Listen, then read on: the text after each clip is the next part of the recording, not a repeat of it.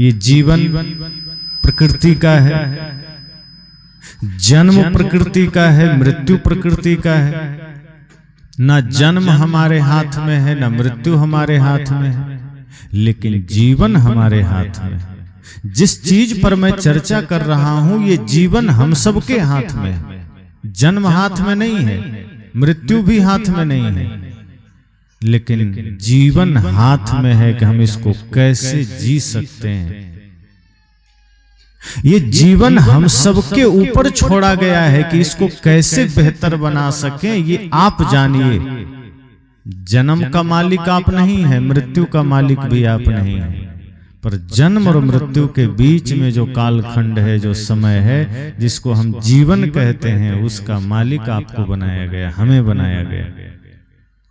तो ये जीवन जीने की जो कला है, हमें वह समझना है कि इस जीवन में हमें जीना कैसे है। अब जरा सोचिए, प्रकृति ने यह शरीर दिया, तो आंख भी प्रकृति ने दिया, आंख भी प्रकृति का है, कान भी प्रकृति का ही है, ये नाक, मुख, हाथ, पैर, ये सब प्रकृति ने दिया है। पर दिया उसने है, लेकिन इसका प्रयोग कैसे करना है ये हम पर छोड़ दिया है। कि आंख का प्रयोग कैसे करोगे तुम जानो, कान का प्रयोग कैसे करेंगे, मुख का प्रयोग कैसे करेंगे। तो दिया तो प्रकृति ने है, मिला तो प्रकृति से है, नियति से है, लेकिन इसका प्रयोग हम जीवन में कैसे करें ये हम पर छोड़ दिया है। और गजब की बात यह है कि ये पूरे शरीर को निर्मित होने में 9 महीने लगते हैं, जिसमें आंख, नाक, कान सब कुछ निर्मित हो रहा है साथ में। ऐसा नहीं कि कोई हिस्सा छूट गया तो बाद में होगा, जो छूट गया तो छूट ही गया, बाद में होता भी नहीं। अगर किसी की आंखें नहीं है तो जन्म से तो बाद में कोई उपाय नहीं है, कान नहीं है तो बाद में कोई उपाय नहीं है। तो जो कुछ भी मां के गर्भ में तैयार होता है तो सब प्रकृति का, लेकिन तैयार कहाँ होता है? मां के गर्भ में। और एकदम परफेक्ट 9 महीने में तैयार होकर के बाहर आ गया। पर संत कहते हैं कि जरा सोचना कि ये आंख, ये नाक, ये कान, ये जीभ, ये त्वचा, ये हाथ, ये पैर सब मां के गर्भ में 9 महीने में तैयार हो गए, लेकिन इन सब का प्रयोग कैसे करना है ये 90 साल में भी तुम नहीं जान पाते। प्रकृति ने 9 महीने में रेडी करके दे दिया, ये आंख दे दिया, लेकिन आंखों से देखना क्या है ये 90 साल तक हम डिसाइड नहीं कर पाते। इस आंख से हम प्रभु का दर्शन भी कर सकते हैं, इस आंख से हम संत गुरुजनों का दर्शन भी कर सकते हैं, और ये आंख ऐसी है जिससे किसी को आंख भी मार सकते हैं। और यही हो रहा है, इन आंखों का दुरुपयोग भी तो हो रहा है। अच्छा देख सकते हो इन आंखों से, बुरा भी देख सकते हो। ये कान मिला है कुछ अच्छा सुनने के लिए, काम की बात सुनने के लिए, ज्ञान की बात सुनने के लिए, इससे गलत गलत सुन सुन करके मन को विकारी भी बना रहे हैं। हाथ मिले थे सेवा करने के लिए, हाथ मिले थे अच्छे काम करने के लिए, हम इससे किसी का गला भी दबा रहे हैं।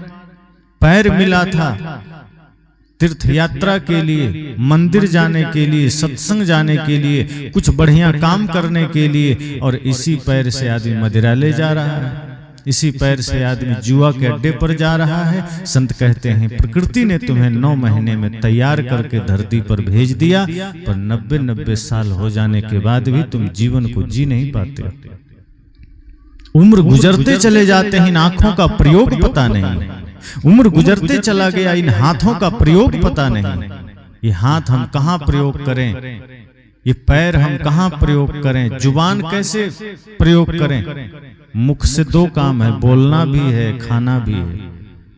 ये भी जीवन भर पता नहीं चलता क्या खाना चाहिए, क्या बोलना चाहिए। बोल बोल करके उल्टा पुल्टा हम रिश्ते खराब कर लेते हैं।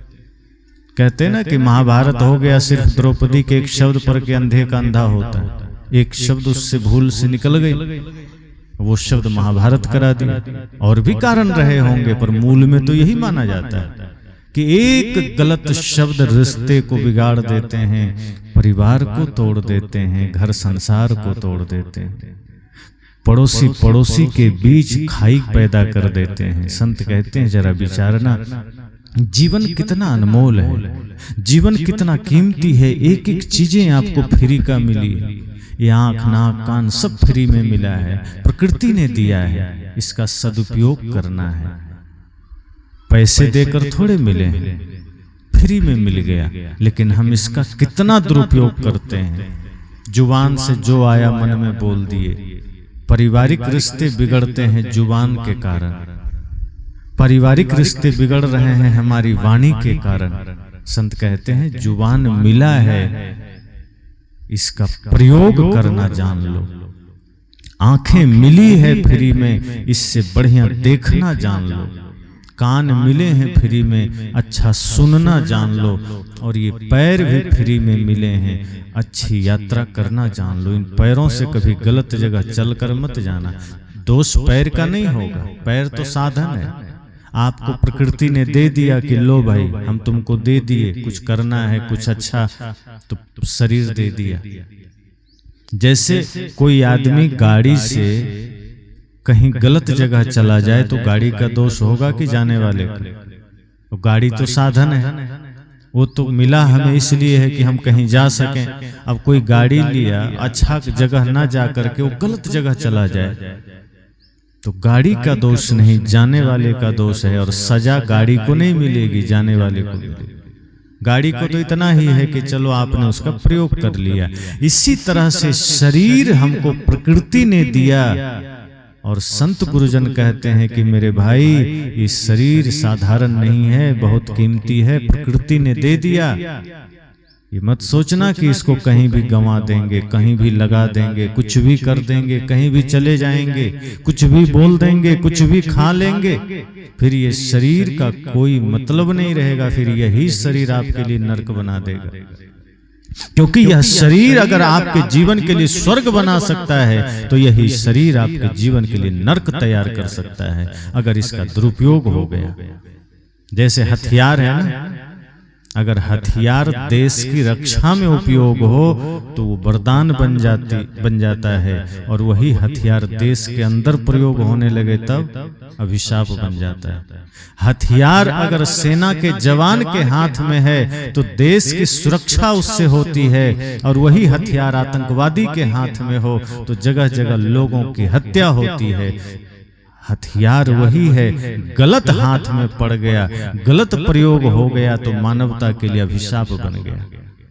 संत कहते हैं ये शरीर भी आपको मिला है फ्री में, ये मिल गया है उपहार में। धन्य भाग समझना कि आप सबको ये मानव जीवन मिला है, इसको हथियार समझना।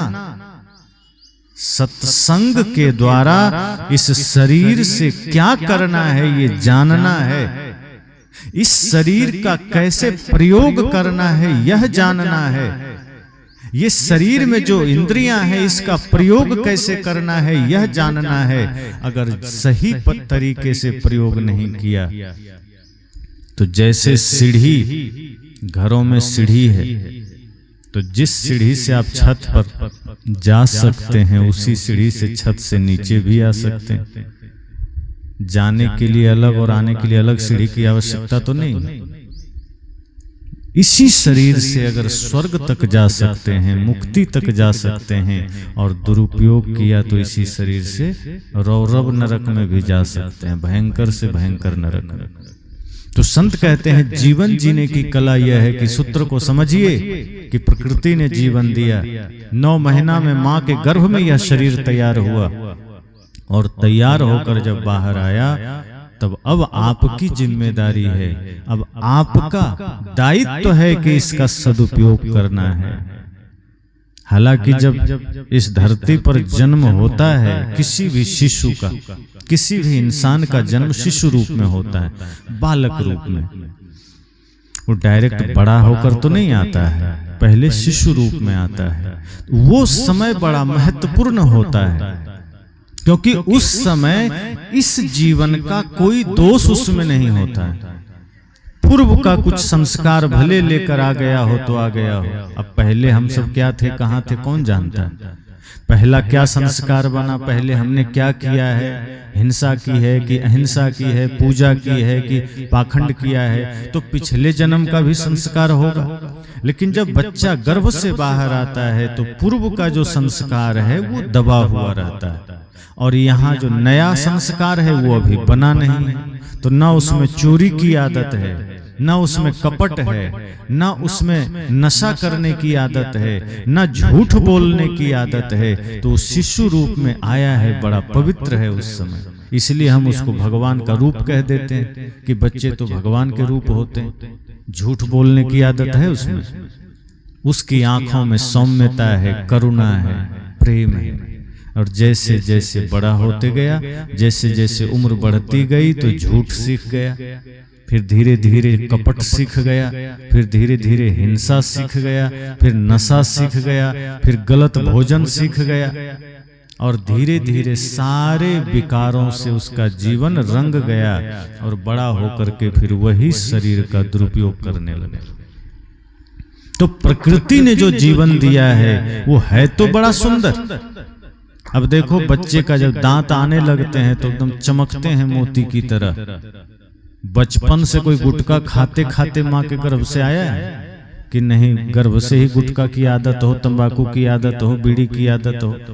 तो जन्म लिया है तो दांत भी सुंदर है। जब जन्म के कुछ दिन बाद दांत आते हैं तो दांत क्या काले काले उगते हैं कि सफेद? लाल उगते हैं कि पीले उगते हैं? सफेद ही आते हैं, क्योंकि प्रकृति ने सब कुछ सुंदर दिया है, पवित्र दिया है। पर बाद में आदमी गुटखा खा खा करके, पान तंबाकू खा खा करके मुख को कूड़ादान बना लेता है, जो मन में आया डाले जा रहा है। जो दांत प्रकृति ने मोती की तरह दिया था, बाद में उसको ऐसा कर लेता है जैसे मुंह में 2-4 घंटे के लिए डामर भर दिया। तो प्रकृति के साथ मजाक ही तो हुआ, खिलवाड़ ही तो हुआ। प्रकृति के दिए हुए जीवन की कीमत समझने की बात यहाँ है कि अगर कीमत समझ में आ गई तो आप इस शरीर का दुरुपयोग नहीं करेंगे।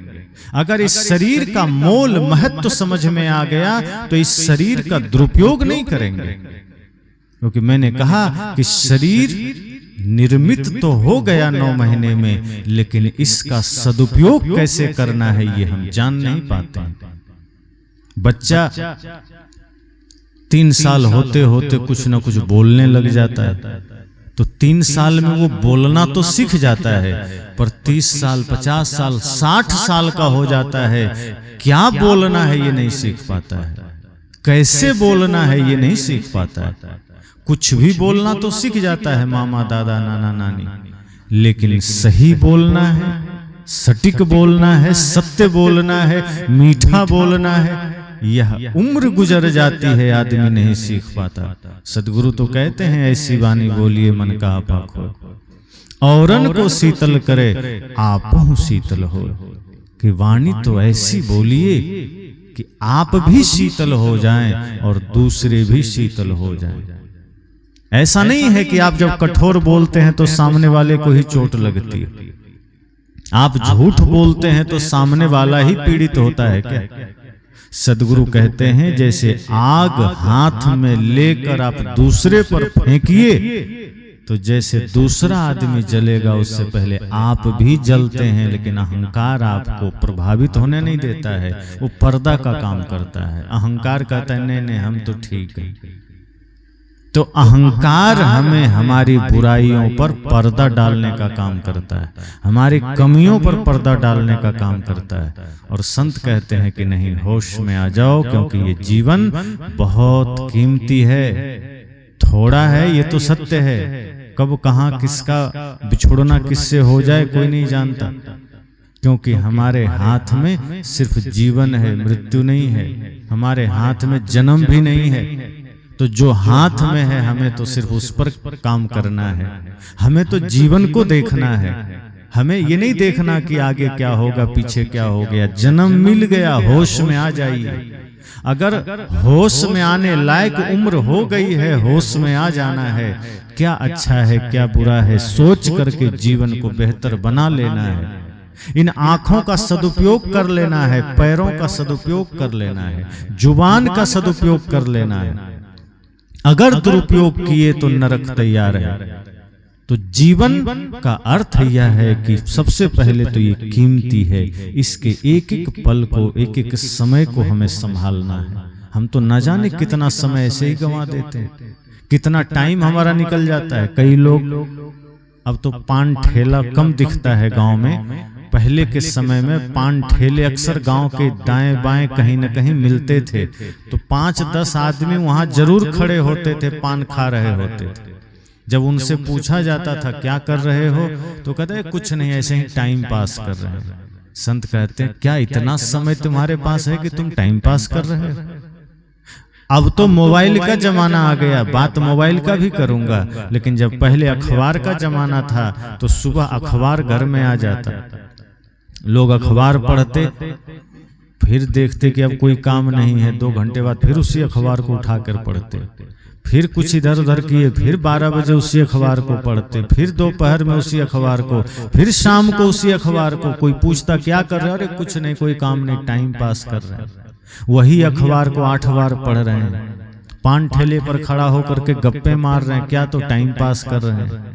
फिर मन उब गया, कहीं बैठ के ताश की पत्तियां फेंक रहे हैं, क्या कर रहे हो? तो टाइम पास कर रहे हैं। संत कहते हैं मेरे भाई, इस भूल में मत रहना कि आप टाइम पास कर रहे हो। आपके पास वो सामर्थ्य नहीं है कि आप टाइम को पास करो। एक समय ऐसा आएगा जब टाइम आपको पास कर देगा।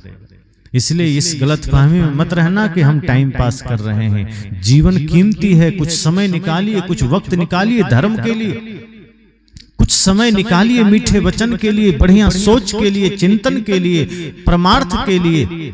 और जब निकालेंगे तब जीवन के सत्य को आप समझ पाएंगे, क्योंकि संत कहते हैं ये जीवन आप सबको एक अवसर है, एक बहुत बड़ा सौभाग्य है। इसकी तुलना संतजन डायरी से करते हैं कि जैसे कोई डायरी हो और कोई लिखने को आपको दे दे, तो आप क्या लिखेंगे? कुछ अच्छा लिखने का प्रयास करेंगे। कोई कहे कि लीजिए आपको हम गिफ्ट में डायरी देते हैं, तो आप क्या लिखेंगे?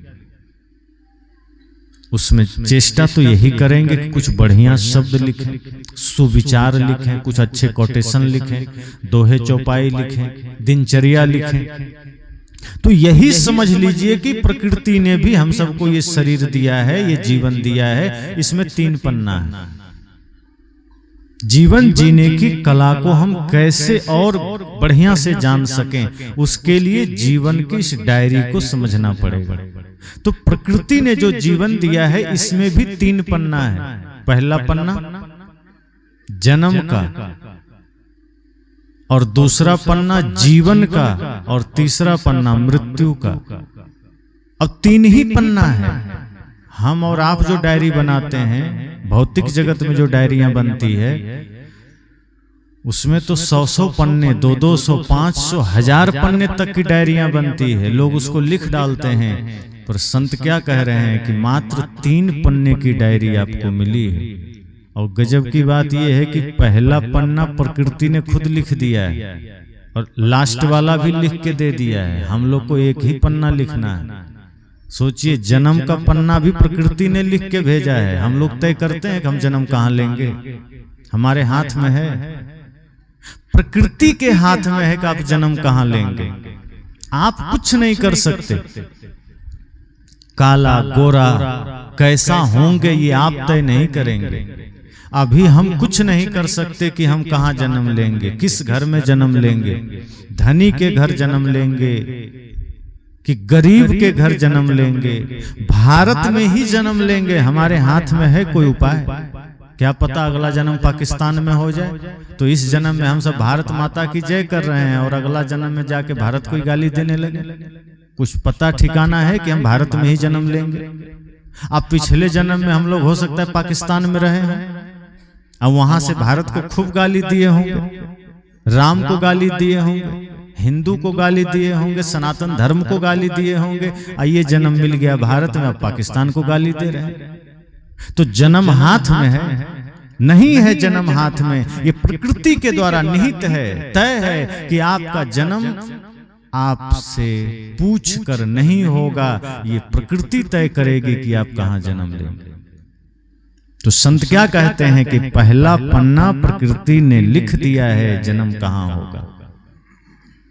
बाल काले रहेंगे एक सफेद रहेंगे, कद छोटा होगा कि बड़ा होगा, नाक सीधा है कि चपटा है, कुछ भी आपके हाथ में नहीं।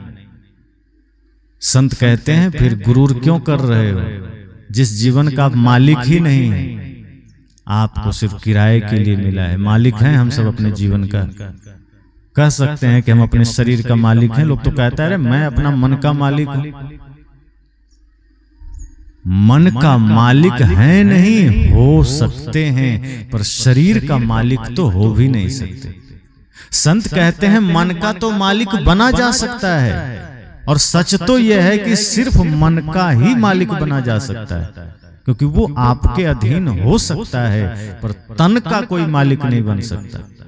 तन आपके अधीन नहीं है, ये शरीर प्रकृति के अधीन है। अब विचारिए, अगर तन आपके अधीन होता, ये शरीर जो है स्त्री पुरुष आपके अधीन होता, तो ये आपके अनुसार बदलता। आप चाहते कि नहीं बाल अभी काले ही रहें तो काले रहते, आप चाहते शरीर अभी बूढ़ा नहीं होना चाहिए तो नहीं होता, आप चाहते कि झुर्रियां नहीं पड़नी चाहिए नहीं पड़ती, आंखों की रोशनी कम नहीं होनी चाहिए नहीं होती, पर आप नहीं करते हुए भी प्रकृति ने आपके शरीर को बुढ़ापे की ओर धकेल दिया। आप कुछ नहीं कर पाते, क्यों? क्योंकि आप इसका मालिक नहीं है, इस शरीर का मालिक प्रकृति है।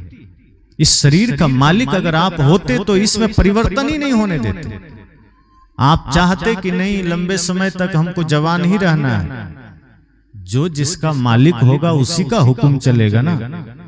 आपका घर है, आप चाहेंगे हम गेट बंद रखेंगे तो पड़ोसी कहेगा कि नहीं खोल दो, निवेदन करेगा, आप नहीं मानेंगे तो जबरदस्ती ताला तो नहीं तोड़ देगा। आप अपने घर का मालिक हैं, आप चाहेंगे कि हमारा छत का दरवाजा खुला रहे तो कौन जाके लगा देगा। पर प्रकृति शरीर का मालिक है, ये हमें समझना है। तो संत कहते हैं पहला जो पन्ना है वो जन्म का, वो हमारे हाथ में नहीं है, वो प्रकृति के हाथ में, और उसने लिख दिया है, आपका जन्म तय हो गया। और सबसे बड़ी बात है कि मृत्यु भी लिखा हुआ है, उस पर भी कुछ नहीं चलेगा। कहाँ मरेंगे, कैसे मरेंगे, कोई जब मृत्यु तय हो जाएगी, जब समय निश्चित हो जाएगा, तो फिर कोई कुछ नहीं कर सकता, कोई रोक नहीं सकता है, कोई बचा नहीं सकता। बड़े बड़े खरबपति आदमी भी सोचता है पूरी दौलत लगा दें, लेकिन अस्पताल से लाश वापस आती है, क्योंकि मृत्यु के आगे किसी की नहीं चलती।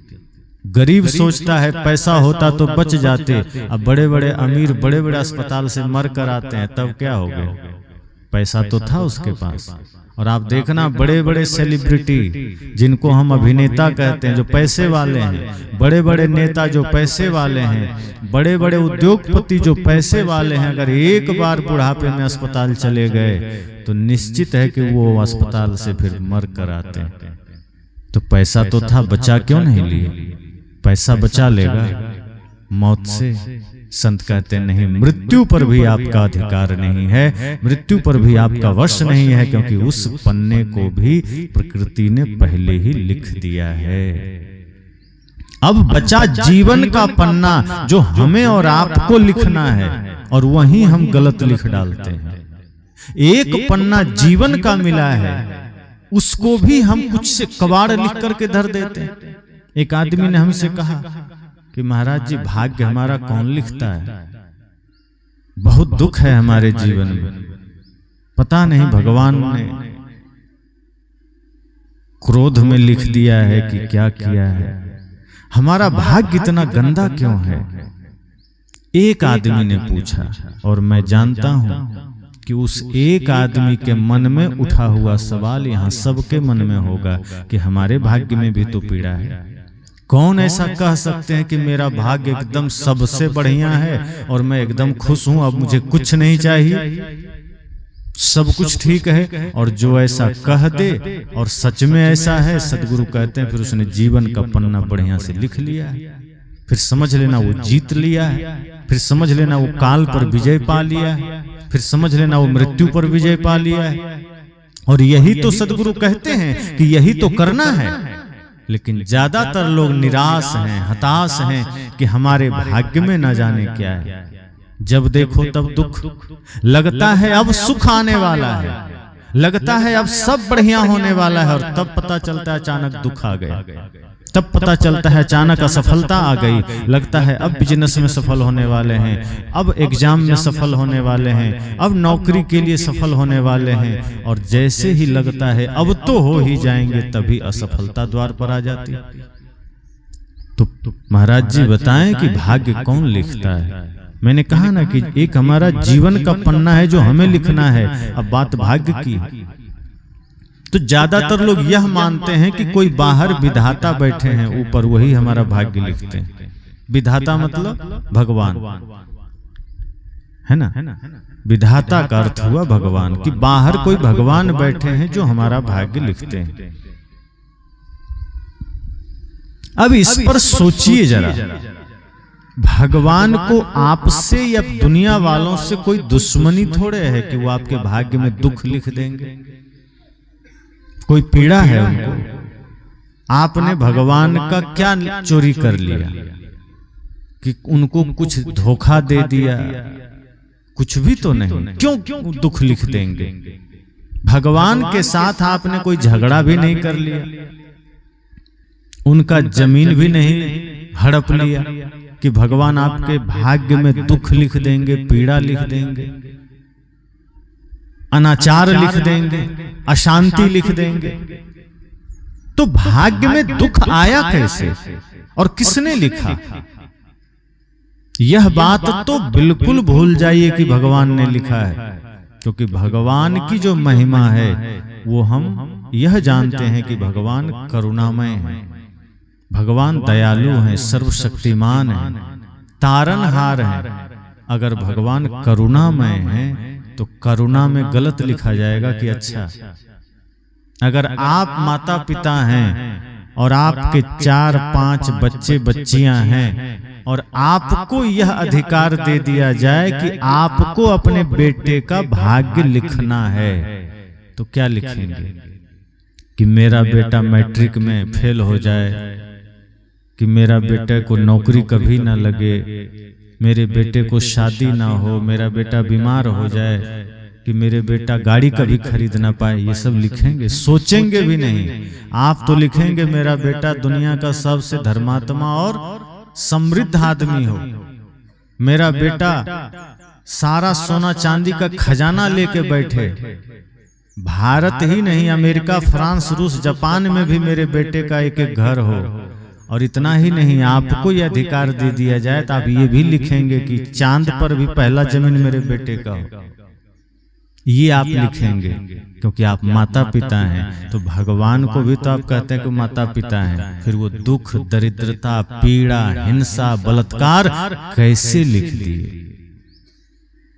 क्या ये भगवान का काम है? इतना संसार में जो अपराध हो रहा है, हिंसा हो रही है, छोटे छोटे बच्चों के साथ दुष्कर्म हो रहे हैं, ये क्या किसी भगवान का काम है या शैतान का काम है? गलत करना, गलत सोचना, गलत बोलना और गलत लिखना ये भगवान का नहीं, ये शैतान का काम है। और वो शैतानी किसी भगवान ने नहीं की है, वो हमने और आपने खुद की है। अर्थात हम और आपने अपना भाग्य खुद लिखा है। तो प्रश्न होगा कि अगर खुद को भी ये अवसर मिल जाए कि भैया अपना भाग्य खुद ही लिख लो, तो कोई आदमी अपने से गंदगी कैसे लिखेगा? अगर हमें यह अवसर दे दिया जाए कि आपको ही अपना भाग्य लिखना है, तो हम खुद से गलत क्यों लिखेंगे? हम तो और अच्छा से लिखेंगे। पर संत कहते हैं होश में रहोगे तब ना अच्छा से लिखोगे। ये लिखा गया है बेहोशी में, मूर्छा में। और लिखा कैसे गया है? जान लो भाग्य कैसे लिख रहे हैं हम। ये कोई अलग से पन्ना थोड़े दे दिया गया कि चलो अब तुम अपना भाग्य लिखो, यही तुमको मिलेगा। सच तो यह है कि जो आज हम कर्म कर रहे हैं, यही करते ही भाग्य बन जा रहा है। अगर आज हम किसी को गाली दे रहे हैं तो आप अपने भाग्य में गाली लिख रहे हैं। आज आप झूठ बोल रहे हैं तो अपने भाग्य में आप झूठ लिख रहे हैं। अगर आप किसी के साथ धोखा कर रहे हैं तो आप अपने भाग्य में खुद से धोखा लिख रहे हैं। अगर आप माँ बाप का अनादर कर रहे हैं तो आप अपने भाग्य में अनादर लिख रहे हैं। A to Z समझ जाइए कि आपके द्वारा अभी इस जन्म इस जीवन में किया गया एक एक कृत्य वही आपका भाग्य बन रहा है, और बाद में जब उसका परिणाम आपको मिलता है तो आंखों में आंसू आता है कि ये मैंने कब किया, यही तो कर रहे हैं। इसलिए तो सदगुरु कहते हैं होश में आओ, बेहोशी में सारे पाप हो रहे हैं और बेहोशी में हम अपना भाग्य लिख रहे हैं। होश में आ जाएंगे तो सारी गंदगी छूट जाएगी, सारी बुराई छूट जाएगी, फिर भाग्य चमक जाएगा। अब कोई बच्चा पढ़ा ना हो, अध्ययन ना किया हो, परीक्षा सामने आ जाए तो क्या करेगा? या तो चोरी करना चाहेगा कि दाएं बाएं से चोरी कर लें। अब तो वो भी समय नहीं है, सीसीटीवी कैमरे लगे हैं, गर्दन भी हिलाने की अनुमति नहीं मिलती। अगर गर्दन भी हिल जाए तो परीक्षा हॉल से बाहर कर दिया जाता है, हाँ, कान पकड़कर। और अगर तैयारी करके गया है तो दाएं बाएं देखेगा, वो तुरंत लिख करके कॉपी जमा करके चल देगा। लेकिन जब तैयारी ना हो और गलत लिख दिया गया तो रिजल्ट उसी लिखे हुए के अनुसार बनेगा। ऐसा नहीं है कि जो आपने लिखा ही नहीं रिजल्ट वो बन जाएगा। जो आपने लिखा है, दूसरे ने लिखा है, उसका नहीं बनेगा।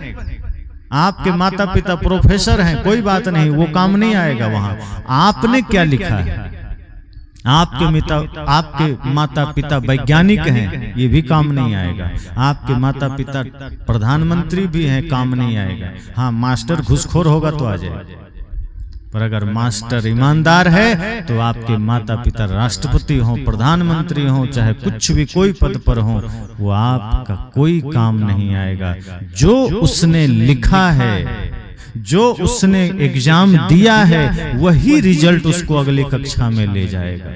सदगुरु कहते हैं मेरे भाई, जो आपने अपने जीवन में कर्म किया है वही आपको अगले जन्म में ले जाता है, वही आपका भाग्य बनता है, वही आपके सुख दुख का कारण बनता है। आज जो पा रहे हैं ये पीछे जो कर्म कर रहे हैं उसका मिल रहा है, पूर्व में जो किए हैं वो बचा खुचा मिल रहा है। और कर्म की मार बड़ी लंबी पड़ती है, ये नहीं कि आज मिला और छूट गए, बहुत दूर तक जाएगी। आज जो पाप हम करेंगे तो यहाँ तो मिलेगा ही, ऐसा नहीं कि बाद में मिलेगा। लोग कहते नहीं अभी जो पाप करोगे ये जमा होगा, बाद में मिलेगा। करते करते मिलना शुरू हो जाता है। कई बार हम समझ नहीं पाते, पर धीरे धीरे धीरे धीरे मिलने लगता है। हाँ, जो बचता है वो आगे चला जाता है। और ये भी सत्य है कि जो आप यहाँ सजा पा रहे हैं कर्मों का, ये गिनती में नहीं आता है। ये ऐसे ही मुफ्त में आपको सजा मिल रही। गिनती तो तब होगी जब जीवन का आखिरी समय होगा, और तब कर्म का फैसला होगा कि जीवन में आपने धर्म किया कि अधर्म किया। अगर अधर्म आपका ज्यादा है तब फिर अगला जन्म पूरा सजा में बीतेगा। यहाँ जो पाया इसका कोई गिनती नहीं। ऐसा नहीं है कि यहाँ सजा पा लिए तब चलो छुट्टी मिल जाएगी। छुट्टी तभी मिलेगी जब धर्म का काम करेंगे। पाप का सजा भी मिट सकता है, कर्म में लिखा हुआ भी बदल सकता है, पर उसके लिए बहुत ऊंचे कर्म करने पड़ेंगे, परमार्थ करना पड़ेगा। ऐसे नहीं है। साहब तो कहते हैं आपन कर्म न मिटो जाए, कर्म का लिखा मिटे धो कैसे जो युग कोटि सिराई। कहते हैं कर्म में जो लिख गया वो मिटता नहीं है, लेकिन अगर आपने धर्म का मार्ग चुना है, परमार्थ का मार्ग चुना है, सत्य का मार्ग चुना है, तो लिखा हुआ भी मिट सकता है, वरना कोई उपाय नहीं है। अगर कोई आदमी पाप कर लिया है, गलत काम कर लिया है, और वो सोचे कि अब क्या करें, तो वो अब काम करना बंद कर दिया। मान लीजिए अब वो झूठ नहीं बोलता है, अब वो नशा नहीं करता है, अब वो किसी को गाली नहीं देता है, हिंसा नहीं करता है, व्यभिचार नहीं करता है। तो इतना ही हुआ कि अब नया पाप बनना बंद हो गया, लेकिन जो पहले कर चुका है उसकी सजा उसको मिलेगी। पर यदि कोई आदमी पापी था, दुराचारी था, व्यभिचारी था, और अब वो धर्म की शरण में आ गया, गुरु की शरण में आ गया, और जितना बड़ा वो पाप किया है उससे भी बड़ा उसने पुण्य करना शुरू कर दिया, उससे भी बड़ा परमार्थ करना शुरू कर दिया, तब उसके पाप कर्म धीरे धीरे क्षीण होते चले जाएंगे, मिट जाएंगे, वो आगे तक नहीं जाएगा। तो सदगुरु कहते हैं भाग्य आपने लिखा है, आप चाहो तो यहीं बदल सकते हो, वरना दूसरा तो नहीं बदलेगा। पूजा प्रार्थना से नहीं बदलेगा कि भाग्य में कुछ लिख लिए, गलत कर्म कर लिए, अब मंदिर जाके राम जी से प्रभु मेरा भाग्य ठीक कर दो, तो राम जी तो अपना ठीक नहीं कर पाए, आपका कैसे करेंगे? उनको भी जंगल जाना पड़ गया, उन्होंने भी बाली को मारा, तो कृष्ण अवतार में व्याधा बन के बाली ने कृष्ण जी को मारा, नहीं मिटा, तो आपका कैसे ठीक होगा?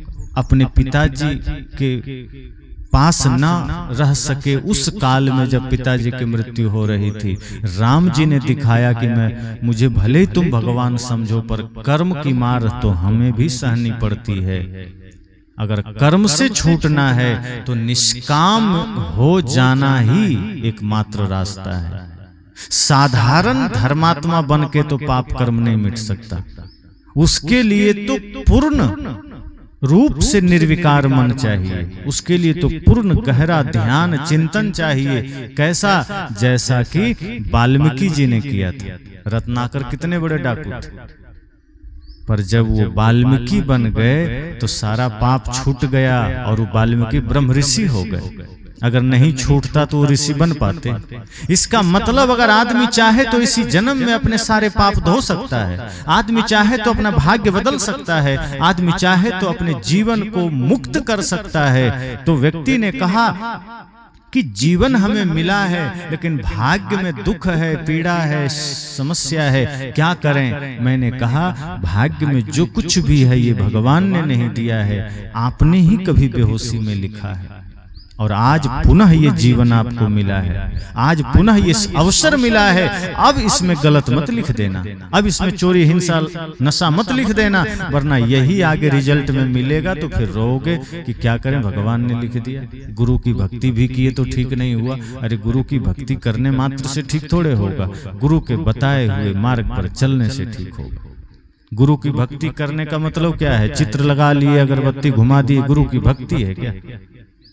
गुरु का फोटो लगा लिए, भगवान का फोटो लगा लिए, वहां जाके रोज शीश झुका लिए, ये राम का, ये गुरु का भक्ति है? ये तो आपके पूजा का एक छोटा सा स्वरूप है कि आपने अपना आस्था दिखा दिया। असली भक्ति, असली पूजा तो है जो राम जी ने कहा, जो गुरुजनों ने कहा, वो जीवन में उतार लीजिए और जीवन का पन्ना को ठीक से लिख दीजिए। क्योंकि ये जीवन मिलता तो कोरा है। बच्चों को देखो, जो सिखाओ वो सीख जाता है, दिखाने से सीखता है। जो आप उसको सिखाना चाहो वैसा माहौल बना दो, सीख जाएगा। हो सकता है रटने से वो ना सीखे, शब्द से ना सीखे, लेकिन आपके एक एक कर्म को देख के वो सीख जाता है। कई छोटे छोटे बच्चे होते हैं, उसको आप कहते हैं जाओ साहब को बंदगी करो, तो कई बार तो चला जाता है, अभ्यास है तो, और नहीं जाएगा।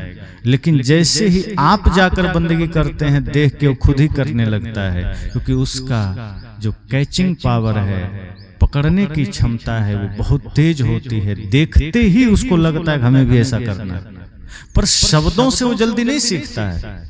इसलिए संत जन कहते हैं ये मानव जीवन का जो पन्ना आपको मिला है, जिसमें जन्म और मृत्यु का पन्ना तो पहले से तय है, ये जीवन का पन्ना अभी कोरा है। जो जो लिखोगे वही पढ़ोगे।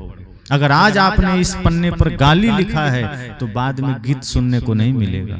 अगर आज आपने इस पन्ने पर हिंसा लिखा है तो बाद में आपको अहिंसा नहीं मिलेगी। आज आपने नशा लिखा है तो बाद में गंगा जल नहीं मिलेगा। आपको तय करना है कि इस जीवन रूपी पन्ने में आपको क्या लिखना है, क्योंकि जीवन का गणित बड़ा सीधा है। आप लिखो वो पढ़ोगे, आज आप जो लिख दो वो कल पढ़ोगे। और इसको मिटाने का अधिकार भी आप ही को है। अगर आपने चोरी लिखा है तो पड़ोसी कितना भी आपसे प्रेम करता है, पड़ोसी तो छोड़ दीजिए, माँ आपसे कितना भी प्रेम करती है, और आपने चोरी अपने जीवन में लिख दिया है तो माँ भी उस चोरी का फल मिटा नहीं सकती। अन्ना तो वो ट्रांसफर कर सकती है कि चलो मेरे बेटे को चोरी का दंड ना मिले, हमको मिल जाए। संभव है?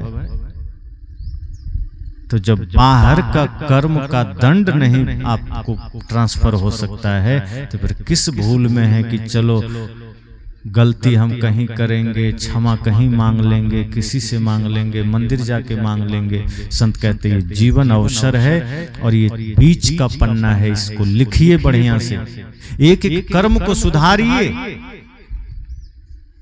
और इस जीवन की कीमत को समझिए। जो नहीं समझते उसके लिए कुछ नहीं है, ये शरीर खिलौना है। जो इनका कीमत नहीं समझते उनके लिए बोझ है, या तो खिलौना है, खिलवाड़ है, और जो समझते हैं उनके लिए हीरे से भी ज्यादा मूल्यवान है। एक युवक के मन में ये सवाल खड़ा हुआ कि जीवन का वैल्यू क्या है, कीमत क्या है, मूल्य क्या है, इसको कैसे आंका जाए। एक संत के पास गया, संत से कहा कि प्रभु हम जीवन की कीमत को समझना चाहते हैं। संत ने कहा आजकल के लड़के समझना तो चाहते हैं पर प्रैक्टिकल में कहो तो समझ में आ जाता है, शब्दों से कह दो सुन के चला जाएगा, समझ में नहीं आएगा। संत ने कहा रुको, तुमको हम प्रैक्टिकल समझाते हैं।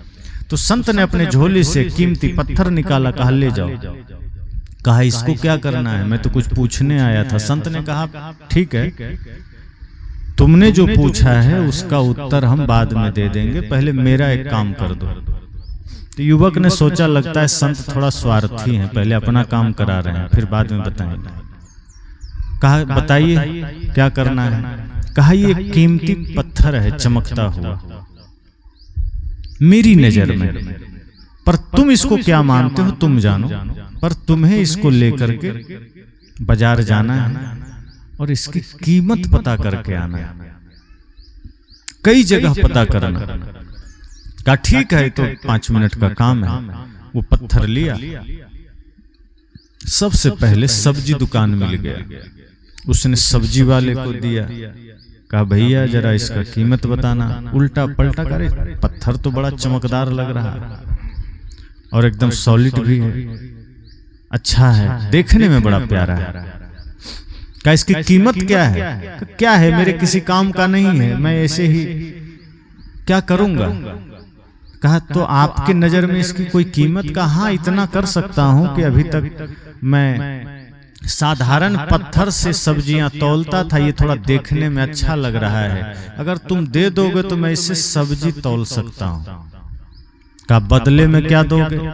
कहा इसके बदले में क्या दूंगा, बस थोड़ा सा बढ़िया सा एक पत्थर है, चलो 5 किलो आलू दे देंगे। कहा नहीं हमें चाहिए नहीं, हम सिर्फ ये जानने आए हैं कि इसकी कीमत क्या है। कहा ठीक है। उसके बाद वो एक लोहे की दुकान पर गया, आगे बढ़ा, उससे कहा कि इसकी कीमत जरा बताना। वो भी इधर उधर देखा, अरे बड़ा चमक तो बड़ा बढ़िया है। तो कहा कीमत? का कीमत क्या बताऊं, क्या करूंगा इसको, चलो मैं अलमारी में सजा के रखूंगा, अच्छा लग रहा है, इसके बदले तुमको 5 किलो लोहा दे दूंगा। उसने कहा आलू तो सस्ता था, लोहा तो फिर भी महंगा है, कुछ तो रेट बढ़ा। कहा अच्छा, इसका मतलब कि ये कुछ ऐसा है जिसका रेट किसी के नजर में कुछ, किसी के नजर में कुछ, तब तो और आगे जाना चाहिए। फिर आगे गया पीतल के दुकान पर, कहा कि भैया जरा इस पत्थर का कीमत बता देना। उस दुकानदार ने कहा इसका क्या कीमत बताऊं, पत्थर अच्छा लग रहा है, चमक रहा है, मैं अपने टेबल पर रख सकता हूँ, अच्छा लग रहा है। तो बदले में कहा इतना ऐसा चमकदार पत्थर मैंने कभी नहीं देखा, तो इसका मूल्य मैं तुमको दे सकता हूँ, ज्यादा से ज्यादा 2 किलो पीतल दे दूंगा। उसने कहा चलो पीतल थोड़ा महंगा होता है, 2 किलो पर आया।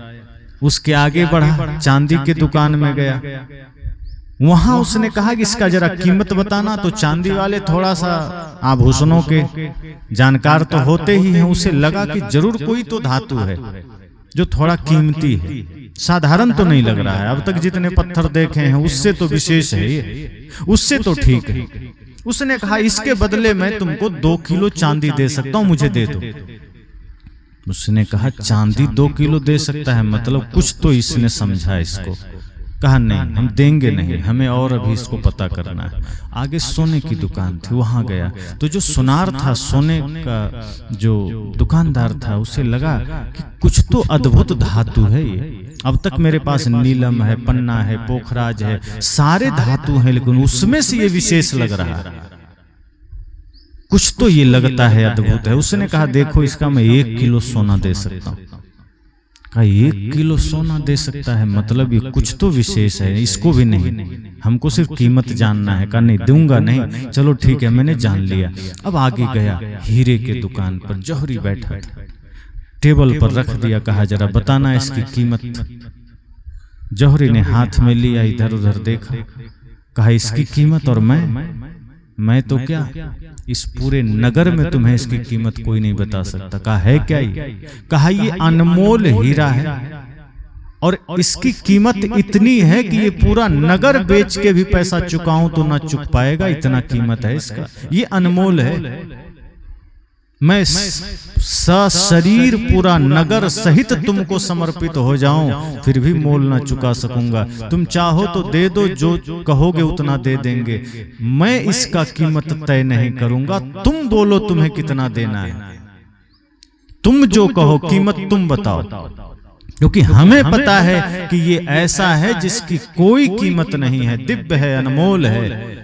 उसने कहा देना नहीं था, बस लगता है यही आखिरी था जो मुझे जानना था। गुरु के पास गया, कहा गुरुदेव ये वही पत्थर है जो आलू वाले ने 5 किलो का रेट लगाया, लोहे वाले ने 5 किलो लोहे का रेट लगाया। ये वही पत्थर है जिसे पीतल वाले ने 2 किलो पीतल, चांदी वाले ने 1 किलो चांदी, सोने वाले ने 1 किलो सोना, और एक ऐसा व्यक्ति मिला जिसने कहा इसकी कोई कीमत नहीं हो सकती, ये अनमोल है, पूरा नगर समर्पित हो जाए तब भी इसके बराबर में नहीं है। इसका अर्थ क्या है? गुरु ने कहा बेटा ये जीवन ऐसा ही है, तुम इसकी कीमत को समझना चाहते हो। अगर तुम सब्जी मंडी जैसा माइंड रखते हो, कचड़े वाला, तो इस जीवन का कीमत 5 किलो आलू जैसा भी नहीं। अगर तुम नफरत घृणा में जीते हो, तुम छल कपट में जीते हो, तुम संसार के प्रवृत्तियों में जीते हो, तो इस जीवन का कीमत सब्जी मंडी की तरह है। और यदि थोड़ा सा तुम हल्का सा सुधार कर पाते हो तो हल्का सा कीमत बढ़ सकता है, थोड़ा तेरा संस्कार बढ़ सकता है, थोड़ा रहन सहन बदल सकता है, तो लोहे जैसा हो जाएगा। थोड़ा और तुम अपने जीवन को बेहतर करोगे तो फिर इसकी कीमत पीतल जैसा थोड़ा और बेहतर करोगे, चांदी जैसा थोड़ा और बेहतर करोगे, सोना। लेकिन जिस दिन तुमने जीवन में धर्म सत्य निष्ठा धारण कर लिया, जिस दिन तुमने भक्ति का मार्ग चुन लिया, जिस दिन तेरा आंख नाक कान जीभ अपने वश में हो गया, जिस दिन तेरा मन अपने वश में हो गया, उसी दिन ये अनमोल हो जाएगा, उसी दिन ये दिव्य हो जाएगा।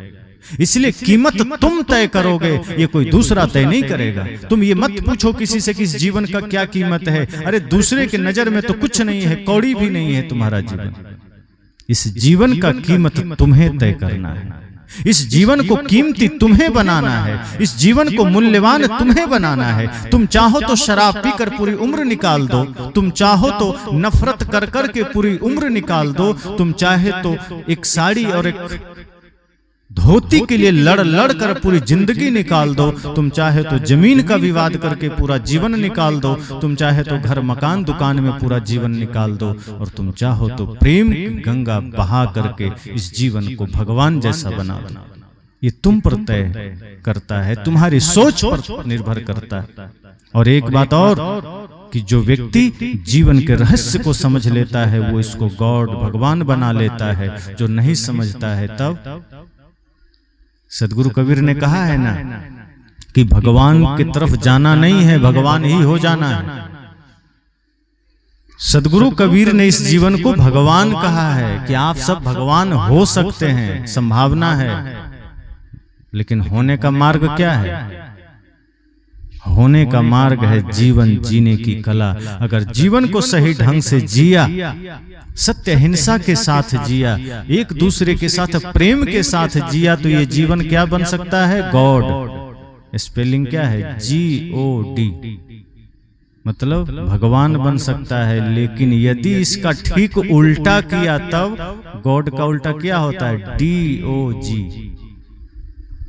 अर्थ जान गए? DOG का अर्थ माताएं, डॉग मतलब कुत्ता।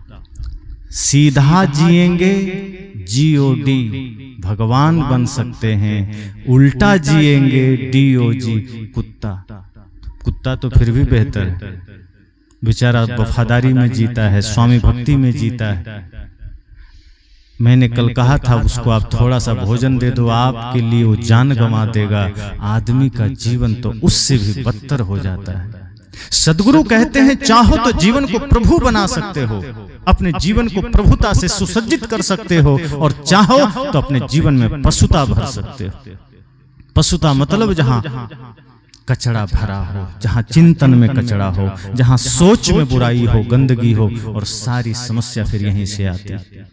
इसलिए सदगुरु कहते हैं ये आंखें, ये नाक, ये कान सब मिले हैं, दुरुपयोग मत करना, कुदृष्टि मत करना, गंदे जगह मत ले जाना आंखों को, गंदगी मत भर के लाना आंखों से, अच्छाई देखना, पवित्रता देखना, सब में पवित्र भाव करना, सब में परमात्मा का भाव करना। जीवन जीने की कला यही है कि जीवन में प्रेम होना, सत्य होना, समर्पण होना, जीवन में त्याग का होना, ये जीवन जीने की कला है। जीवन जीने की कला यह है कि कदमों का गलत इस्तेमाल मत करना, हाथों का गलत इस्तेमाल मत करना, किसी का हक छीनने में मत करना। बन सके तो किसी का घर बसा देना, किसी भूखे को भोजन, प्यासे को पानी पिला देना। बन सके तो इन हाथों से किसी की सेवा कर देना, किसी के जीवन का, किसी के परिवार का, किसी के घर का बिगाड़ने का काम न कर देना। हम अपने जीवन में न जाने कितने पाप कर देते हैं, किसी का घर, किसी का परिवार, कोई समाज बिगड़ जाता है। तो जब हम यह समझेंगे तो क्या होगा? अगर जीवन को हम प्रेम से जिएंगे, बढ़िया से जिएंगे, तो जहां रहेंगे वहां सब प्यार करेंगे, और यहां से अगर चले गए तो लोग याद करेंगे, और जहां जाएंगे वहां लोग इंतजार करेंगे। ये जीवन का सत्य है। अगर ऐसा जी पाते हैं तो जीवन में आप जीत गए, विजयी हो गए, वरना जीवन तो खिलौना भी है। मैंने कहा ना कि अगर जीवन का आपने सत्यानाश कर दिया तो सब्जी मंडी जैसा हो गया, फिर कोई कीमत नहीं है। भले ही सदगुरु ने कहा कि तूने हीरो सो जन्म गंवाया, कि ये हीरा का जन्म था, ये जीवन हीरे से भी कीमती था। हीरा पड़ा बाजार में, रहा छार लपटाए, कि तही मूरख पचिमुआ कोई पारखी लिया उठाए। सदगुरु ने कहा बाजार में हीरा पड़ा था, कितने लोग गुजर गए, किसी ने वैल्यू न समझा, लेकिन कोई निर्णय करने वाला, परखने वाला, देखने वाला, समझने वाला जौहरी पहुंचा तो उठा लिया, कचड़े में से उठा लिया। तो ये जीवन मिलता तो सबको है, कितने लोग जीवन का सदुपयोग कर पाते हैं? ज्यादातर हम जीवन से नरक ही तो बनाते हैं। ज्यादातर हम जीवन में और ज्यादा नरक तैयार करते हैं, और ऐसा नरक तैयार करते हैं कि अनंत काल तक मानव जीवन फिर मिलेगा नहीं। इसलिए आज अवसर है कि हम आज अपने जीवन को बेहतर बनाएं, ताकि अगर अगला जन्म भी मिले तो फिर मनुष्य का मिले, ताकि जो भक्ति हमारी यहाँ बची रहे वो अगले जन्म में पूरी हो सके। हम तो यहाँ भी नहीं करते, अगला भी हम खत्म कर लेते हैं। यहाँ भी सेवा नहीं किए, यहाँ भी धर्म नहीं किए, यहाँ भी लड़ाई कर ली, यहाँ भी सास बहू में झगड़े कर लिए। ये नियम ही हमने बना लिया कि बहू है, सास है, मतलब लड़ाई ही होगी। और सास को भी रहता है कि नहीं, बहू है मतलब हमको अनुशासन करना ही है, डांटना ही है, बोलना ही है। और बहू को रहता है डांटा कैसे। दोनों ओर से समर्पण करना, दोनों ओर से त्याग करना। अगर सास कुछ कह दे तो आप ये सोचना कि अपनी ही सास तो कही है, बड़े ही तो कहे हैं, क्या दिक्कत है। पर यहाँ ये होता है कि कैसे कह देगी, मेरी माँ आज तक नहीं बोली, ये कौन होती है कहने वाली। वह यही बीमारी शुरू हो जाती है, यही समस्या शुरू हो जाती है। और सास अपनी बेटी को ज्यादा नहीं कहती है, बहू पर एकदम सीधे हिटलर बन जाती है, समस्या वहां भी शुरू हो जाती है। अरे बेटी है तो उसको भी प्यार दिया तुमने, उसको भी मर्यादा की आपने। किसी की बेटी लाए हो उसकी भी मर्यादा करो। और लाए तो थे आप ही ना, वो जबरदस्ती आपके घर आई थी। और लाए भी थे तो बैंड बजा बजा कर लाए थे, एकदम नाचते गाते। और जब घर आ गई तो पूजा करना चाहिए तो उसी का बैंड बजाने लगता। ये कौन सा तरीका है? नाच करके लाए हो, देख करके लाए हो, बैंड बजा कर लाए हो। घर आ गई तो उसको लक्ष्मी मान करके प्यार दो, सम्मान दो, अनुशासन भी दो। पर उसका लगे बैंड बजाने, बेचारी परेशान कि कहाँ आ गए।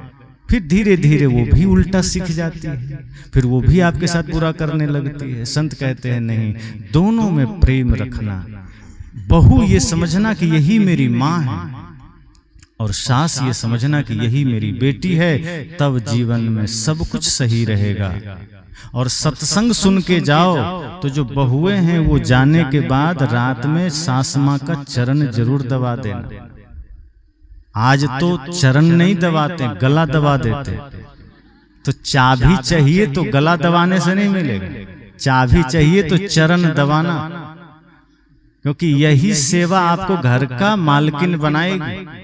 सास माँ भरोसा भी तो तभी करेंगे कि नहीं बहू मेरी बेटी के समान है। हम सास माँ का चरण ही नहीं दबाते। कई बार तो मैं सोचता हूँ कि आजकल, पहले का परंपरा था, माता सीता जब ससुराल गई थी तो उनकी माँ ने शिक्षा देकर भेजा था कि पुत्री तुम जा तो रही हो, लेकिन अब वो घर ही तेरा अपना घर है। सास ससुर ही माता पिता हैं, राम ही तेरे सब कुछ हैं। लक्ष्मण को भाई मानना, अपनी देवरानी को बहन मानना, राम जी को अपना जीवन आधार मानना। और ये शिक्षा सिर्फ सीता को नहीं मिली थी, कौशल्या माँ ने यही शिक्षा राम को भी दिया था कि पुत्र सीता ही तेरा जीवन आधार बने, उसका सम्मान करना, नारी का सम्मान करना, सास ससुर के प्रति श्रद्धा सम्मान का भाव रखना। पुत्र को भी शिक्षा मिली, पुत्री को भी मिली। और साथ साथ उनकी माँ ने ये भी कहा कि बेटी जा रही हो पर ध्यान रखना, एक ही व्रत एक धर्म नेमा, काय वचन मन पति पद प्रेमा। कि एक ही व्रत है तुम्हारा। उन्होंने नहीं कहा कि बेटी जा तो रही हो पर जितिया जरूर करना, तीज जरूर करना, एकादशी जरूर करना, करवा चौथ जरूर करना, बट सावित्री जरूर करना। नहीं, उनकी माँ ने कहा कुछ नहीं, तेरे जीवन का एक ही धर्म है, क्या? काय वचन मन पति पद प्रेमा। अगर तुम तन मन वचन से पति के प्रति प्रेम रखती हो, सास ससुर के प्रति श्रद्धा रखती हो, तो इससे बड़ा तेरे जीवन का कोई व्रत नहीं, कोई धर्म नहीं। ये जो तुम भूखे रह लो दिन भर और शाम को पति को गाली दे दो तो क्या व्रत? दिन भर तुमने भूखे रहा और शाम को आकर के लड़ लिया, दूसरे दिन लड़ लिया, तो ये व्रत है। अब बेटे के प्रति, पति के प्रति, सास के प्रति, ससुर के प्रति अगर तुमने श्रद्धा समर्पण का भाव रखा, कर्तव्य भाव रखा, जिम्मेदारी का भाव रखा, तो इससे बड़ा कोई व्रत नहीं है। पर दुर्भाग्य है कि उस समय माँ सीता को ये शिक्षा मिली कि काय वचन मन पति पद प्रेमा। पर आज अगर पति कह दे कि पेट खराब है, थोड़ा खिचड़ी बना देना, तो पत्नी कहती है एक ही व्रत एक धर्म नेमा और काय वचन मन पति पद प्रेमा। लेकिन पत्नी क्या कहती है कि नहीं, तुम्हारा तबीयत खराब है, तुमको अपने से बना लो, अभी हम जा रहे हैं टीवी देखने, अभी हम जा रहे हैं सीरियल देखने। ज्यादातर शहरों में ये मामला है। गांव में तो फिर भी ठीक है कि अभी कुछ हद तक सही है, पर शहरों की पत्नियां कह रही है कि मुझे नहीं फर्क पड़ता कि काय वचन मन पति पद प्रेमा। वे कहती है मेरे लिए तो एक ही व्रत एक धर्म नेमा, और पति मांगे जलपान तो पत्नी जाए सिनेमा। हमारा ये धर्म है, अब तुम जानो अपना धर्म।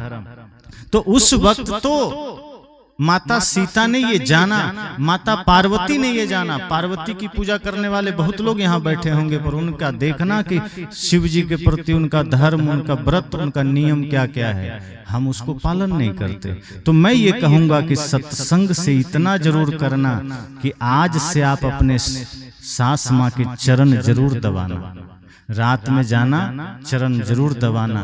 पर सास माँ जो हैं वो भी ध्यान रखना कि अगर 5 मिनट हो जाए तो रोक देना कि बहू बस कर हो गया।